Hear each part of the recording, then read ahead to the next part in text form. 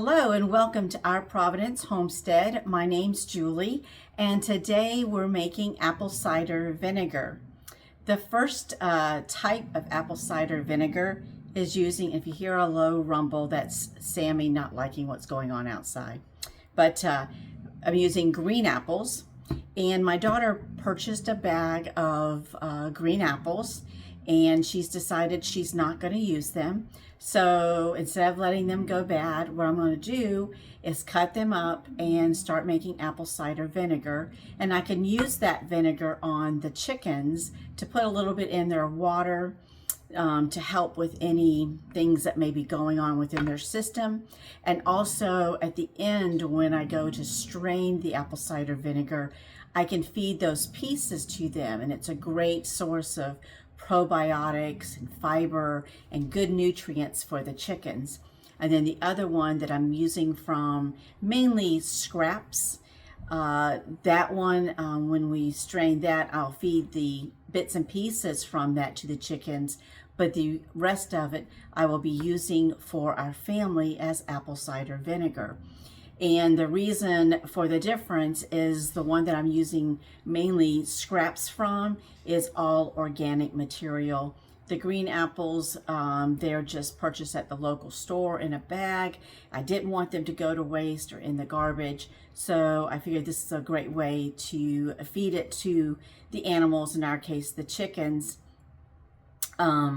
just to have a way to use that and utilize it so it doesn't go to waste. So I'm gonna let you see what I'm doing here. I'm gonna turn the camera down and let you see I'm just now finishing up the green apple cider vinegar, and then we'll continue the process. So hold on while I turn you down to the cutting board. Okay, so here we are. These are the green apples. There we go. So you can see them. And I'm just cutting them in half and then cutting them in fourth and just rough chopping them into thirds of each of the fourths, if that makes sense. But I'm just cutting them up so that when it does come time to strain them and then feed them to the chickens, then they'll be in great pieces for the chickens to nibble on, snack on, that kind of thing. So like I said, I'm just cutting it up. Now in here you put the bits and pieces like this, you put the bottoms, you put the seeds, you put everything into the jar. And what I'm putting everything in, I'll just turn the camera here in just a minute, is a gallon size jar. So let me just get all those pieces. Okay, so let me show that to you. So everything went into this gallon size jar. So that's nice and full. I'm gonna set that aside. And then I have another jar, okay, that I'm gonna be putting the scraps in. Now it's important, let me turn you back up while we talk. It's important and a good idea, even if you're using apple scraps, either from fresh eating, making applesauce, you know, the peelings that you take off, or any form that you've used part of the apple but not all of the apple, then this is a good way to utilize that. But you always want to also include some fresh apples. So what I've done, and this has taken several months to accumulate, I purchased fresh apples. They started in the season. Now we're coming up on a new season, but from last season. And I use, let me show you. I use like what many of us use, you know, these little cores. And I've taken the apples and cut them up with that. And then the parts that's inside this, all these cores, I have been saving them and keeping them in a Ziploc storage bag. And I've kept these in the freezer, okay? And now it's gotten pretty full. And so I'll pour those into the jar. And then also along that, I'm gonna try and put in 2 fresh ones so that it has that fresh element, non-frozen. So let me turn you back down just a little bit.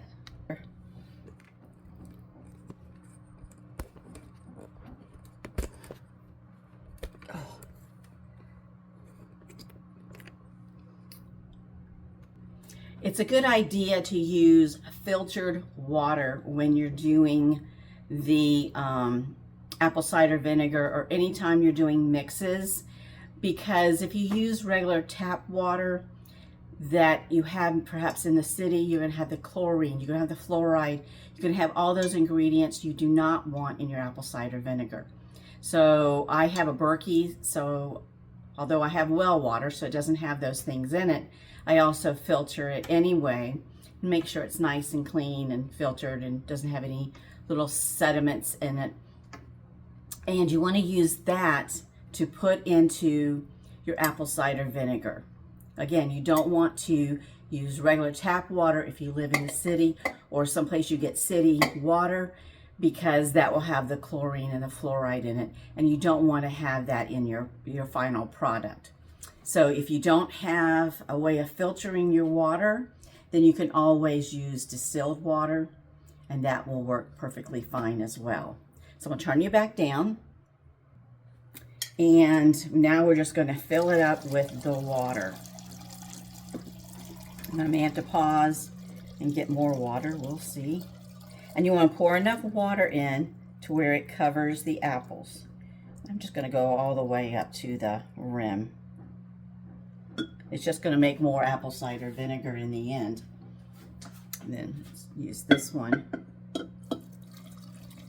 It's hard to tell where the camera is. Hopefully you're picking this up. But basically it's just pouring water into these gallon jugs. Now let's say you don't have a large family or you're by yourself, then you can do this in smaller batches. You don't have to do the gallon size.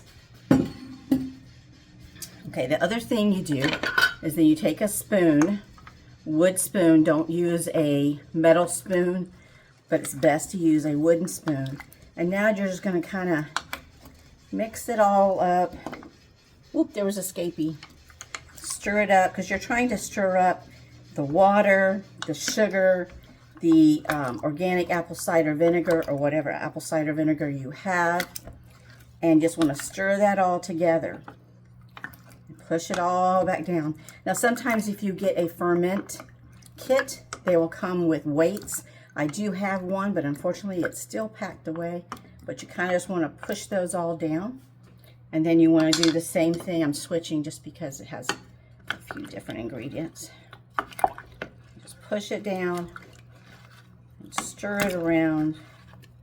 Oh, don't escape. And you'll be wanting to do this every day to mix it up. And then again, push those apples back down so they can get covered with the water. Okay? Now, let me turn you back up here. I know it seems like a lot of up and down. So what you want to do now is wipe off the top of the rim just like you would do any kind of product like that. Now, I purchased these right here. They're caps that I purchased from Little Hill Homestead. So shout out, Allie. And what I'm going to use to do with these is to cover these lids. And because this is permeable with air, I'm not going to have to burp them. When you are fermenting, if you have a tight lid, say something like this, and you put it on your jars, every 12 to 24 hours, you want to open up that lid and let the gases escape, because in fermenting, it's going to create gases. And if you don't burp it or let the gases out, eventually it will explode. You don't want that, because that will be a huge mess. The other thing you want to make sure, if you're doing something like fermenting, for like apple cider vinegar, those kind of things, because it's vinegar, it will start to rust the inside of these tops. You'll want to use some parchment paper, cover your jar, and then put this top on top of it, and that will prevent the vinegar from actually touching your lids. So let me turn you back down and I'll show you these neat little cups. Also, there are fermentation kits. Again, I have them, but they're packed up somewhere in the garage. You can put the weights inside these and then put burping lids specifically designed for fermentation on the jars, but you still have to take the lids off every day because every day you'll want to stir this apple cider vinegar to get the apples that are up on top to go down to the bottom and to mix it. Okay, so hold on a second. Okay, again, so these are, everything's in there, the apple pieces, the 1/4 cup of sugar, a little couple glugs of the apple cider vinegar that you purchased at the store. Unless you already, if you've done this before, you can use your remaining apple cider vinegar to start a new batch. This should be the only time I ever have to use the store, if unless I use it up and want to start fresh again. And these here, these are so wonderful. Thank you, Allie. And they just go right on the top. Let's push it down. Here's the other one. And they're actually, you can use it either side of it.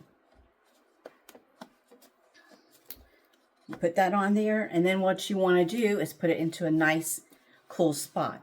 Again, every day for the next, I say, week to 2 weeks. The longer you leave it in this process, the stronger it's going to be. But every day you will want to take this top off. You're going to want to get in here and stir, stir, stir, shake up the bottle, and then put the top back on. And that just keeps it mixing up good for you. Let me see if I can get it back up there. There we go. So welcome back. I was reviewing the videos that I recorded on how to do the apple cider vinegar or the apple scrap apple cider vinegar. And for some reason, my phone did not record certain parts of the video, so I want to do a quick update or recap of what happened. What it is, apple scrap vinegar is basically when you use scraps of your apples.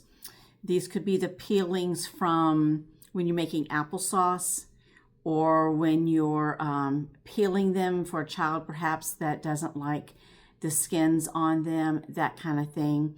We gather a lot of our apple scraps from using this little contraption here. I don't know if you can tell. There we go. Many people use this. And I take the piece that goes in here, the core, and that's what I put in a Ziploc bag and place in the freezer until I have enough to do the apple scrap vinegar. It's important that when you do that, you just use pieces that you haven't bitten. So you wouldn't like eat half the apple and then throw the other half in this, because of course they're introducing germs and that kind of thing. So like I said, we use this, we core the apple and slice it up for sharing, and the core is what I put in the bag. Now it's important that when you do the apple cider or the scrap apple cider vinegar, it's a good thing to add another whole apple so you have the actual apple pulp, and that's what I did. So I'm gonna bring this one over here. Oh, it's so heavy. So this is it finished. It's already starting to work. I just poured in all the frozen pieces, and then I put in 2 more apples into the jar, and this is a gallon jar. You also add a 1/4 cup of sugar, and it's recommended to use cane sugar because that has not been refined or over processed. But if all you have is the regular white sugar that you buy at the local grocery store, then you know it's your kitchen, you do what you want to do. But the best way to do that with less chemicals is to use the cane sugar, the regular cane sugar. But again, it works perfectly well with white sugar. The other thing you add to it is a couple glubs of apple cider vinegar that has already been processed. And this is the one that I choose to use. Let me put it up here to the camera. It is organic, and it's apple cider vinegar. And you just give it a good shake, pour a few couple glubs, glub, glub, just to get it in there to help your apples get started. The fourth thing that you put in your jar is water. And it's, again, important not to use regular tap water if you live in the city, because that has chloride in it and that has fluoride in it. So for us and our family, we have what's called a Berkey, and that removes any impurities that may be in the water. We have well water, so of course we don't have fluoride and chlorine in our water, but sometimes we do have a little bit of sediment. So I like to go ahead and run the water through the Berkey and then use that water into the jar. So again, it's only 4 ingredients: the apple pieces, the apple scraps, 1/4 cup of sugar, and a couple glubs of your organic apple cider vinegar, and then the distilled water or filtered water. Now, if you don't have organic, that's fine. Just use what you have. If you've already made apple cider vinegar, then you can use what is remaining from your apple cider vinegar to start a new batch. So I wouldn't necessarily need to use, something like this. I could use my own apple cider vinegar, like I could use this jug. Now, once you put the apples in, you put those, the sugar, the water, and a little splash, a couple glubs of the apple cider vinegar. Then you give it a good stir and kind of mix up all those ingredients together by using a wooden spoon. Don't use any type of metal. It's recommended not to use metal to mix those things up. It's better to use a wooden spoon. Now, the other one that I did, which is not, this is more organic, because even the apples were organic from Azure Standard. This one here is not organic. My daughter bought a regular bag of apples, Granny Smith apples, from the local grocery store. And we've had them for several months, and she decided she just was not going to eat them. And instead of letting them, rot in the refrigerator or go to waste, then I decided to go ahead and do this batch to make apple cider vinegar. And this is what I'm going to use to help with the chickens. You can use this. Apple cider vinegar is great for any of your livestock, but importantly in your chickens, to help prevent some things that can happen to them health-wise. Also, it's a great probiotic for their digestive system to add a little apple cider vinegar to their water. So will be this. And when we get to the point in 10 to 14 days when we actually drain these jars, the bits and pieces of the apples that we will no longer be needing, you can take those and feed those to any livestock or chicken. It's a great treat for them. And since it's so hot here in Florida, we probably will take those pieces, put them in the freezer, and then once a day just throw some cold frozen pieces out to them, or even take them and drop them into their water and let get absorbed in the water.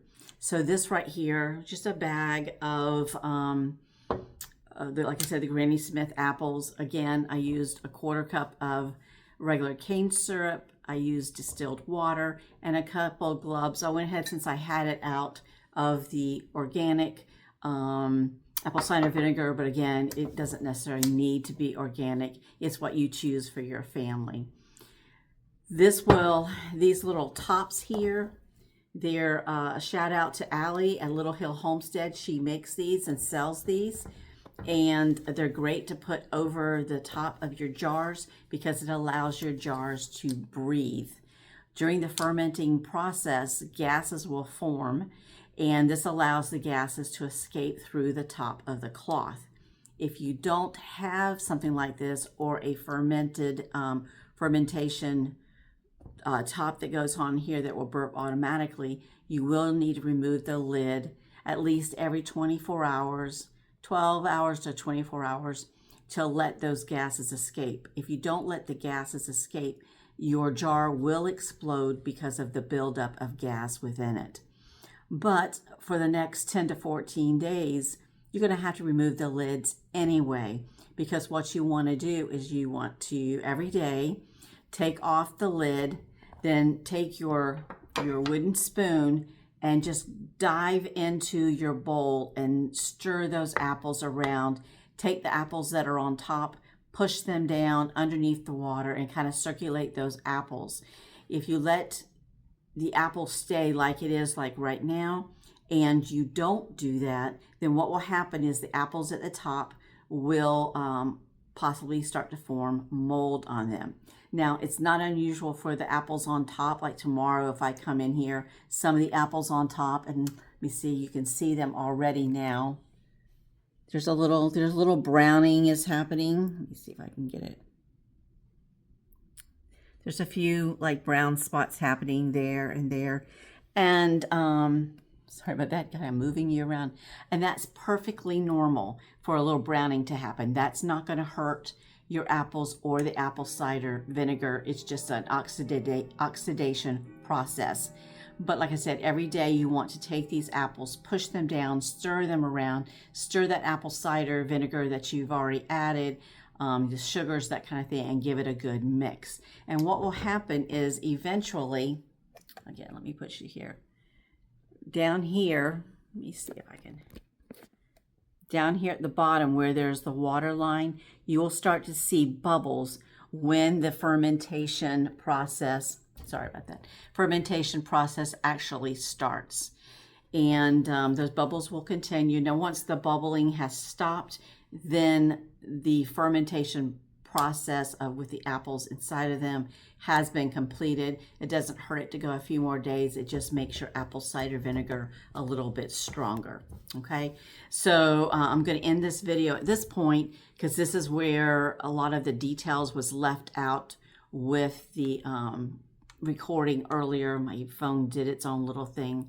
So I'm going to be checking back with you next week and let you see what's going on with the these two jars. And we're going to check in with you and let you see what's going on with the cough syrup. So check out that video if you haven't already. And just continue preparing ourselves for the next few months, because these are things that you need to do ahead of time. It's not something like you said, oh, I need apple cider vinegar, so I'm going to go in there and make it and it'll be ready tomorrow. These things take time. So with that said, that hopefully now you're kind of all caught up with what happened in the beginning of this video. And I hope I've recapped what actually was missed periodically through the video. And if you have any questions, just let me know and we'll go over that again at a later date, or I can answer your questions down in the comments. So until next time, when we get back together, hug your loved ones, tell them you love them, and just have a great, blessed day and enjoy yourself and start your own apple cider vinegar. And this is one point I did make in the other video, and I'm not sure if it's still there or not, but if you don't need a gallon of apple cider vinegar, then get you a quart jar and get some organic apples at the grocery store, or if you know someone who has an apple tree, the apples are coming back into season. I'm looking forward to that. Take those apples, chop them up in bite-sized pieces, put them in a quart-sized jar, add a couple tablespoons of sugar, and a glub, just a half a glub, maybe a tablespoon or 2 tablespoons of apple cider vinegar and distilled water, and do the same process with a quart size. You don't have to do the gallon size. So give that a try if you'd like to just see how it tastes, how it comes out before committing to a full gallon. Okay, so that being said, I'll let you go and we'll see you next time. Take care, God bless. Don't forget to like and share the video, even as it's kind of crazy.